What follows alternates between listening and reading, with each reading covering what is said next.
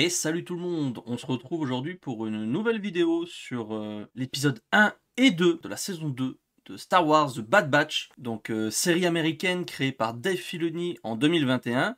La première saison était composée de 16 épisodes et la deuxième contiendra également 16. La série elle se déroule juste après l'Ordre 66 et la chute de la République pour voir la montée en puissance de l'Empire. Et on suit une équipe de clones modifiés, donc la Bad Batch, qui essayent de trouver leur place dans l'univers. Donc voilà, c'est un peu le pitch global de la série. Pour la saison 1, j'avais fait quelques petites vidéos. Bon, c'était plus des extraits en live, mais pour la deuxième saison, je vais essayer de couvrir la série, du moins s'il y a des choses à dire dans les épisodes. Si c'est juste un épisode un peu de transition, je pense pas que je ferai une vidéo dessus, mais s'il y a des choses intéressantes, pourquoi pas faire une vidéo? On verra bien. En attendant, pour la saison 1, pour donner un peu mon avis global de la saison 1, c'était une très bonne série où on voyait bien la transition entre la République et l'Empire. Donc on voyait bien l'Empire qui prenait la place dans les peuples. Vous voyez bien aussi les gens, comment ils étaient traités différemment, que ce soit par les clones quand ils étaient sous la République et les clones sous l'Empire, parce que là c'est toujours les clones, c'est pas encore l'arrivée des Stormtroopers. Donc bon, c'était plutôt sympa. Le point de vue mental aussi de la Bad Batch, c'était intéressant de voir un peu ces clones, parce que les clones, oui, si vous le saviez pas, ils ont tous une puce dans le cerveau qui leur ordonne, quand l'ordre 66 est donné, de tuer tous les Jedi et d'obéir à l'Empire. C'est pas le cas de la Bad Batch, ils ont une puce mais elle est défectueuse, donc du coup elle ne marche pas, et eux-mêmes sont des clones modifiés, ils ont pas la même apparence que les autres clones, etc.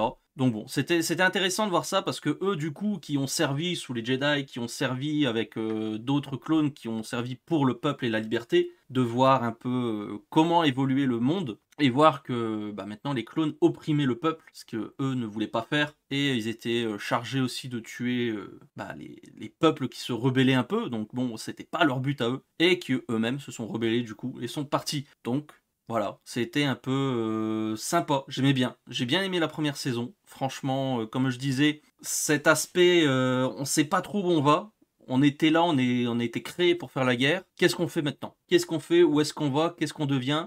Puis t'avais le personnage d'Omega, hein, qui est du coup un clone modifié aussi, donc un membre, on va dire, de la Bad Batch non officielle, hein, puisque c'est une enfant qui est un clone modifié comme un peu Boba Fett l'était, qui ne grandit pas aussi rapidement que les autres, et qui est pour le coup une femme.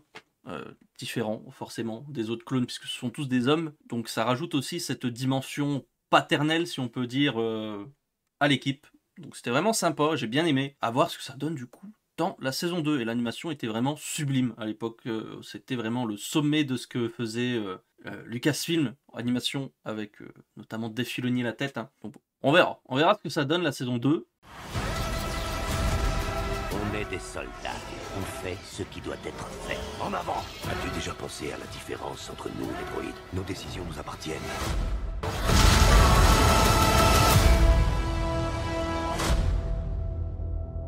Donc j'ai vu les épisodes 1 et 2. Et pour résumer un peu ces épisodes, donc quelques temps se sont écoulés depuis la fin de la saison 1, et la Bad Batch est morte aux yeux de l'Empire. Celle-ci se voit confier pour mission de voler le butin de guerre du comte Dooku dans son château sur Sereno, mais l'Empire étant déjà sur place, les choses ne se passeront pas comme prévu, et l'équipe va devoir survivre en trouvant un allié inattendu. Donc bon, pour me donner mon avis global un peu sur l'épisode, franchement, l'animation, mais c'était un truc de fou, hein. L'épisode commence, le plan, on est un peu sur une île en plein milieu de l'océan, etc. Première chose qui m'est venue à l'esprit, c'était c'est Avatar là, c'est Avatar la voix de l'eau. C'est exactement le même type d'environnement que dans Avatar 2, et c'était photoréaliste. J'ai vu le truc, je me suis dit waouh, c'est ça l'animation de The Bad Batch saison 2.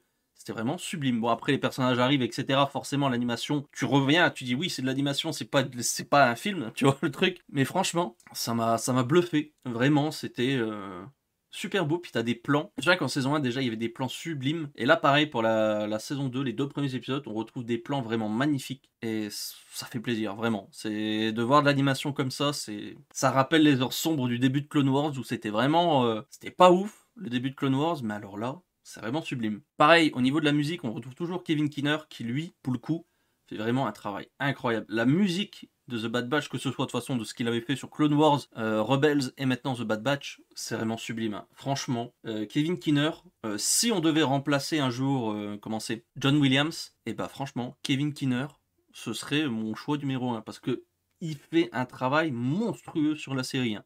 C'est vraiment sublime.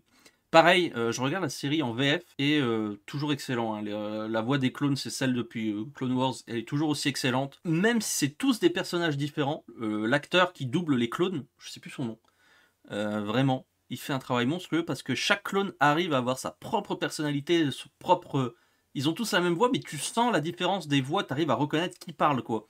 Et vraiment, ça, c'est un beau travail. Franchement, félicitations aux doubleurs. Bon, par contre, l'histoire de ces 2 premiers épisodes, c'est vraiment basique, quoi. C'est vraiment, on te confie une mission, ça se passe mal, t'arrives à te sauver à la fin, quoi. C'est vraiment ça, c'est le classique, on va dire. À aucun moment, tu te dis, tel personnage va mourir, quoi. Tu sais très bien que tu débutes l'épisode, tu sais que tu les reverras à la fin, quoi. Même si je comprends qu'ils ont mis les 2 premiers épisodes d'un coup, parce que c'est vraiment une intro de saison 2 en 2 parties, quoi. C'est vraiment épisode 1, épisode 2, ça forme un bloc comme un petit film. Donc ça, c'est cool. Mais malheureusement, c'est toujours un peu simpliste. Après, ça reste une série d'animation, on va dire que c'est pas forcément destiné principalement aux enfants, mais on va dire que c'est le public cible en premier lieu, quoi. Enfants, adolescents, jeunes adultes, mon cas, quoi. Vraiment. C'est une bonne série, c'était très beau, mais malheureusement l'histoire était un peu trop simpliste pour moi, je trouve, dans ces 2 premiers épisodes. Après, forcément, ça va s'améliorer par la suite, hein. On va avoir un fil conducteur, une intrigue principale, on va dire, dans cette saison 2, et c'est ce que j'attends de voir. Pareil, ça fait aussi plaisir de voir des lieux connus comme le château de Dooku, parce qu'on l'avait pas vu depuis Clone Wars, et là on voit un peu la différence entre quand le comte Dooku et les séparatistes dominaient la planète. Et là, maintenant que l'Empire est arrivé, on voit que la planète a été bombardée, donc un bombardement, comment ils appellent ça, extraplanétaire, si je peux dire, depuis l'espace, quoi. Et on voit que la ville, même la planète Serenno par elle-même, est complètement dévastée. Tu sens que l'Empire est arrivé et a dit, c'est tous des séparatistes, on va tous les démolir.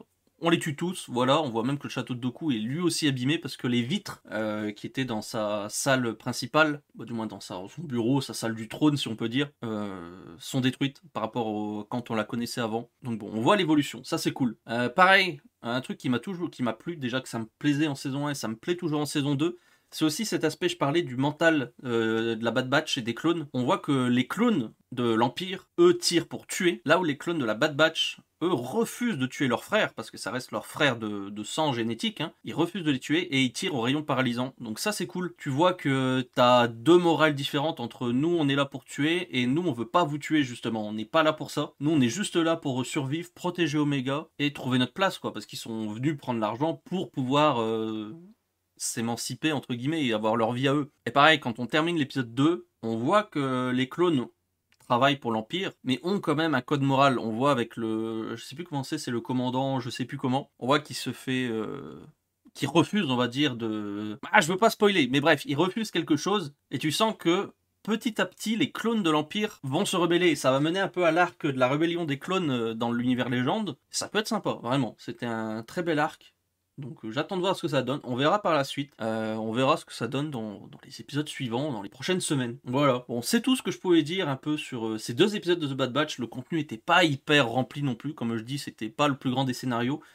Mais ça fait vraiment plaisir de la retrouver et on verra ce que ça donne la semaine prochaine. Donc n'hésitez pas à vous abonner à ma chaîne juste ici pour parler ensemble de cinéma et de séries, à ma chaîne de jeux vidéo juste là. Je vous mets ici mon top 10 de mes films les plus attendus de 2023. Et si vous voulez voir un peu mon avis sur la saison 1 à l'époque, bon, c'est pas non plus des grosses vidéos, c'est vraiment des extraits de live, je vous mets la playlist juste là. N'hésitez pas aussi à mettre des commentaires en dessous, je vais y répondre, je les lis tous, j'y réponds. Et s'il y a des commentaires intéressants, on en parlera dans la prochaine vidéo. Allez, sur ce, merci d'avoir suivi jusqu'au bout, et à la prochaine.